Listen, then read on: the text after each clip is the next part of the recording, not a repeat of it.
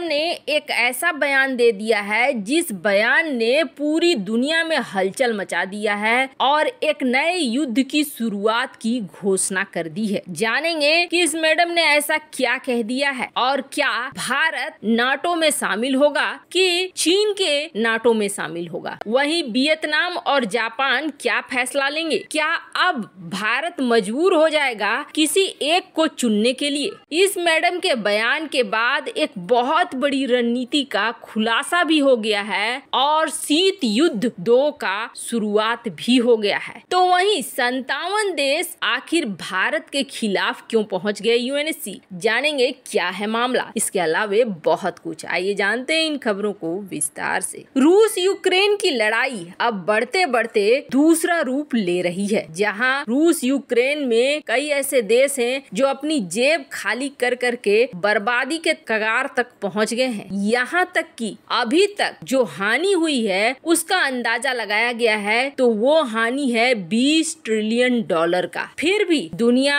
Ukraine को हथियार supply करने से बाज नहीं आ रही है और इस युद्ध को अधिकांश देश जो नाटो वाले देश हैं या पश्चिमी दुनिया वाले देश हैं भड़का ही रहे हैं, खत्म नहीं कर रहे हैं। अब समझिए कि महंगाई का और मंदी का वो दौर शुरू हुआ है कि दुनिया भर के शेयर बाजार धड़ाम धड़ाम होते हुए दिख रहे हैं। कई जगह अनिश्चितता फैलती जा रही है। अब ऐसे में भारत में भी कई ऐसे सेक्टर हैं जहां पर दांव पे लग गई हैं चीजें और आने वाले समय में ये चीजें और भी खराब होंगी। पर इन सब के बीच दुनिया के जो ये पश्चिमी देश है ना, ऐसा लगता है जैसे कि विनाश को आमंत्रित कर रहे हैं। 1947 से 1991 तक चला था शीतकाल और इस शीतकाल में क्या हुआ था, एक तरफ नाटो था तो दूसरी तरफ वार्सोवा पैक्ट, यानी एक तरफ अमेरिका अपने कुछ देशों का समूह बनाकर खड़ा था। फ्रांस जर्मनी पर अगर आपने हमला किया तो अमेरिका पर हमला जाएगा, तो वहीं रूस ने भी यूएसएसआर पैक्ट बनाया हुआ था, वार्सोवा पैक्ट, और इसके तहत दोनों में शीत युद्ध चला। फिर यूएसएसआर टूट गया और ये शीतकाल खत्म हो गया। लेकिन 2022 ने अब नए शीतकाल को जन्म दिया है। दरअसल इस madam Good morning. I'm here in Berlin at the NATO Foreign Ministers meeting. We were very pleased to be joined by our friends Finland and Sweden. If they do apply to join NATO, the UK is strongly supportive of that. We're also working closely with the Ukrainians and the Poles and others to make sure that Ukraine has NATO standard defence. It's also important today that we focus on a global NATO, because as well as protecting Euro-Atlantic security, we also need to watch out for Indo-Pacific security too. Thank you. What message are you sending to Vladimir Putin, Foreign Secretary?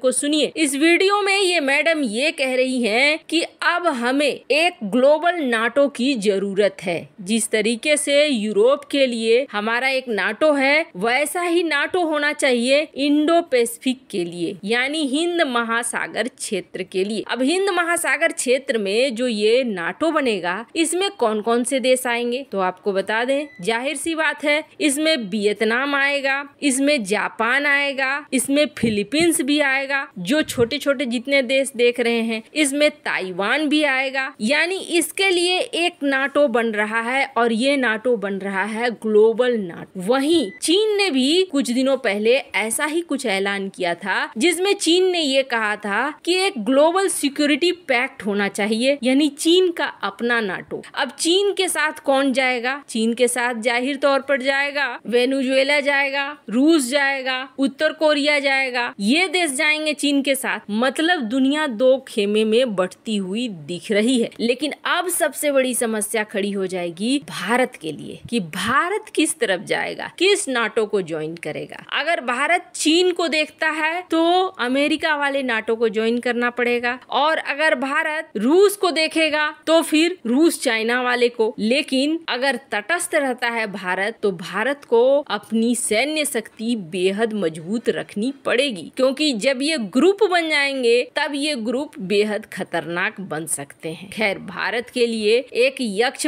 प्रश्न तो लाकर इस madam ने खड़ा कर दिया और ये भी दिखा दिया कि आने वाली रणनीति बहुत अलग। वैसे आपको बता दें, जैसे ही चीन ने इस बात को सुना, चीन ने जापान को ये कहा कि आप अगर नाटो में शामिल होते हो तो ये अच्छा नहीं होगा, पर दक्षिण कोरिया ने इसकी शुरुआत कर दी है। दक्षिण कोरिया का पहला कदम है एशिया में जो नाटो की तरफ बढ़ चुका है। दक्षिण कोरिया ने सबसे पहले साइबर डिपार्टमेंट जो है नाटो का वहां ज्वाइन किया है। दक्षिण कोरिया के जासूसी एजेंसी के चीफ और जासूसी एजेंसी अब संपर्क में है लगातार नाटो के इस साइबर क्षेत्र से। अब धीरे धीरे इसे पहला कदम माना गया है। दूसरे तीसरे कदम में दक्षिण कोरिया नाटो में होगा और इसके लिए बौखलाहट चीन ने जाहिर कर दी है। खैर, इस बौखलाहट के बावजूद दक्षिण कोरिया का ऐलान यही है कि हम ज्वाइन भी करेंगे। यहाँ तक कि जो नए प्रेसिडेंट हैं वो तो ये कह रहे हैं कि हम ही पहले उत्तर कोरिया पर हमला कर देंगे। वो इतना ज्यादा आक्रामक दिख रहे हैं। मतलब जियोपॉलिटिक्स बहुत तेजी से बदल रही है और तीसरा विश्व युद्ध जल्द दिख जाए तो कोई बहुत बड़ी बात नहीं होगी। खैर, जहाँ एक तरफ दुनिया इस तरीके से